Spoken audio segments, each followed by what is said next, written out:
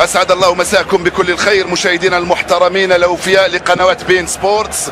مرحبا بكم إلى النقل المباشر والحصري لكلاسيكو الريال والبارسا الذي يتعرض كما تعلمون للأسف للسرقة والقرصنة المنظمة مع سبق الإصرار لحقوق ملك لقنوات بين سبورتس وملك للمشاهدين المحترمين في منطقة الشرق الأوسط وشمال إفريقيا، وستبقى كذلك بإذن الله لسنوات قادمة من خلال مجموعة قنوات توفر للمشاهد كل الأحداث الرياضية العالمية في باقة واحدة منذ سنوات، وكل قنوات الترفيه كذلك. نعم مشاهدي الأفاضل، قد يكون مبلغ الاشتراك معنا مرتفع للكثير من الفئات الاجتماعية في عالمنا، ونسعى كل مدريد معروفة منظومتهم الدفاعية، لأنه من يتحدث عن الريال الكرة خطيرة،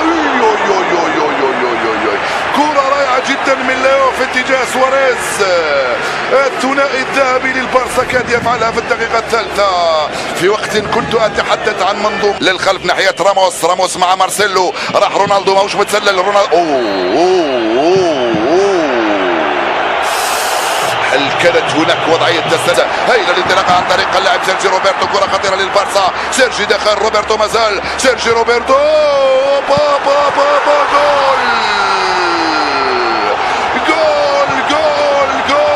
جول لعبة ثلاثية من أروع ما يكون. سيرجي روبرتو من كاتالون يبعث الكرة للأوروغواي، من هنالك للويس سواريز القناص، لويس سواريز الخداع، لويس سواريز الماكر.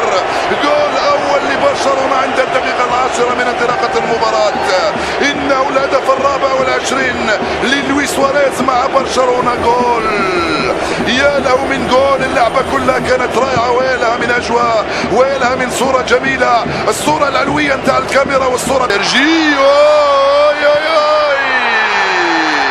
الحكم يقول لا يا سواريز، على الجهة اليسرى رونالدو جول،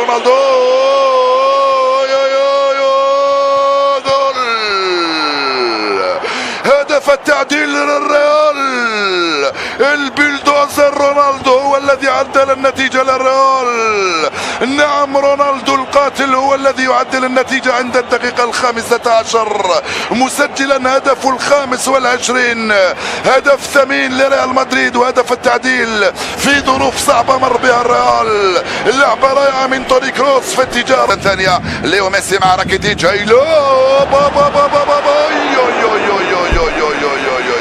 بالمليمتر حطها ليو في اتجاه جورجي. رائع التمريرة ورائع الخروج من هناك، كاد يلتقطها بنزيما، وصلت لناتشو من هنالك على الجهة اليمنى، ناتشو ورونالدو، ايضا فراغات فادحة في دفاع برشلونة من كرتين يعني. ما زال يرجع لي توني كروس، تسديدة باليسرى رائعة. النتيجة الآن بين الفريقين،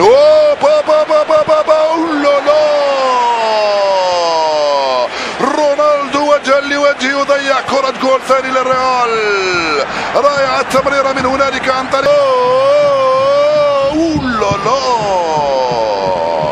كرة ثانية ضاع من رونالدو في ظرف 3 دقائق، الأولى وجها لوجه. البارسا يتفرج والريال تستمتع وتمتع. رونالدو رائعة، ريال مدريد وكأنه يلعب في حظيرته في هذه اللحظات. ريال مدريد أمام برشلونة تتفرج عليه وهو يلعب.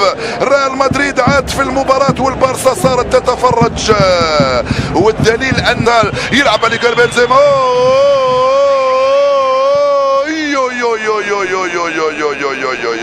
فرصة رابعة للريال، سجلوا منها هدف واحد. سؤالي المطروح هي مع سواريز، راموس توصلت لكوتشينيو، رائعة الخرجة نتاع كايلور نافاس وراكيتيتش بيسرى حتى في التسديد. برشلونة غير موفق تماما على مدى خداعين. توصل الكرة لسواريز، يرجع لكوتشينيو، وضعية تسلل. يقول حكم المباراة لا يا راموس، لا يا سواريز. الدقيقتان الأخيرتان من عمر الشوط الأول طبعا، ولو أنه هذه نكهة تاع الكلاسيكو، هذه النكهة تاع الدربيات، هذه النكهة تاع المباريات الكبيرة، أو تضفي شيئا ما على هل رقم قياسي يبقى عندك يا راموس في البطاقات الصفراء. راموس اللي عنده لقاء الريال مع البارسا، هذا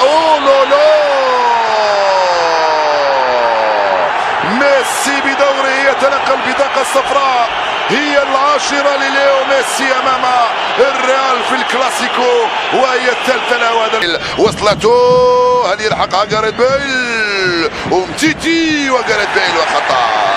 يقول حكم المباراة لصامويل أومتيتي: يا راكيتيتش لن أخرج البطاقة الصفراء لأن جاريث بيل في تقديري، ليس تقديري أنا ولكن تقدير الحكم، لم يخطئ جاريث بيل، كان مجرد احتكاك. سؤالي مازال قائم ومازال ساري: هل سيندم ريال مدريد على تضييع كل هذه الكرات؟ وهي مرة أخرى خطأ آخر، أكيد ستكون هناك بطاقة حمراء.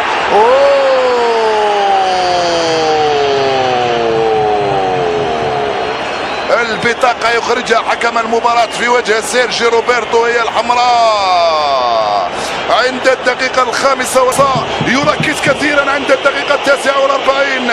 كريستيانو وتيرشتيغن، هل يزلزل رونالدو؟ هل يزلزل رونالدو الكامب نو؟ التسديدة والدفاع والتغطية من لويس سواريز. صفر يا سيدي الحكم حتى لا تكثر النرفزة أكثر. صفر يا سيدي الحكم. هل صفر؟ نعم. نهاية شوط، نهايته كانت مثيرة. والاحتيال التي تمارسها جهات تنقل إشارة البيين باستديوهاتها وبرامجها ومبارياتها. تلعب بتيرشتيغن وانطلاقة خطيرة. مارسيلو،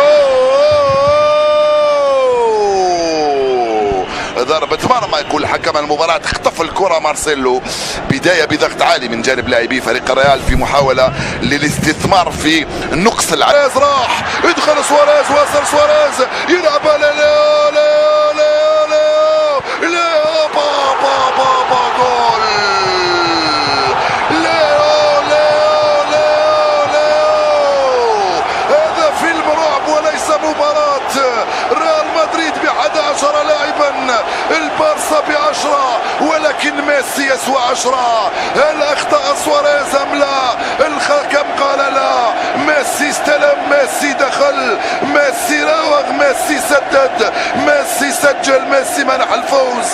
ليو ليو ليو. جماهير البارسا لا ينقذكم الا ليو. نعم ليو ميسي فعل.